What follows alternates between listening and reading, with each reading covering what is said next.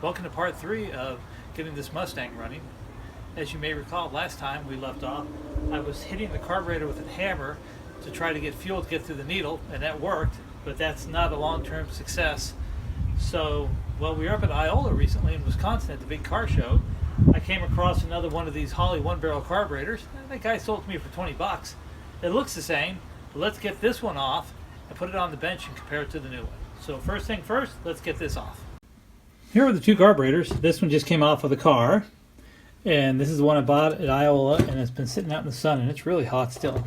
But they look identical. Everything looks like the same to me. They're both a couple of Holleys. Everything looks precisely the same. It is the right carburetor.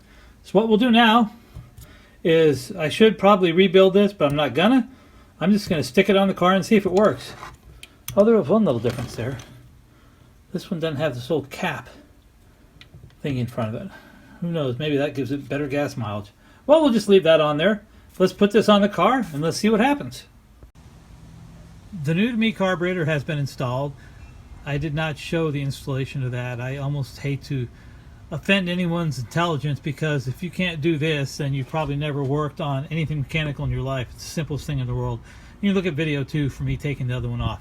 Anyway, I'm not going to put any gas into it. I'm just going to see if the fuel pump can get it running. I got my self-starter here, and I got the key turned on ignition. Let's see what happens. Let's get that bad boy pumped up.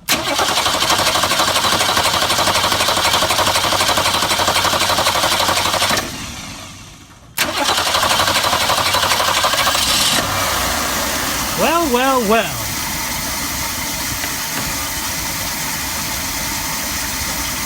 That was easy.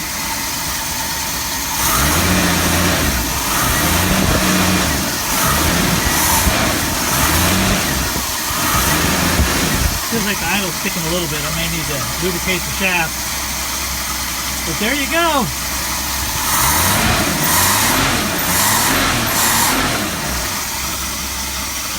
That's what happens when you put a good working carburetor on a car. So, there you have it. Carburetor. People like to blame the ignition. Oh, well, the points, blah, blah, blah. At the end of the day, it's almost always the carburetor. Carburetor. It's always the carburetor. Anyway, I've still got to probably replace the accelerator pump. I've got one out, that other one. I can swap it out whenever. It's not too bad. Plus, I noticed that it's not idling down quite right away, and I see that my return spring is completely rusted out and shot, but now the manifold's real hot, so I can't replace it.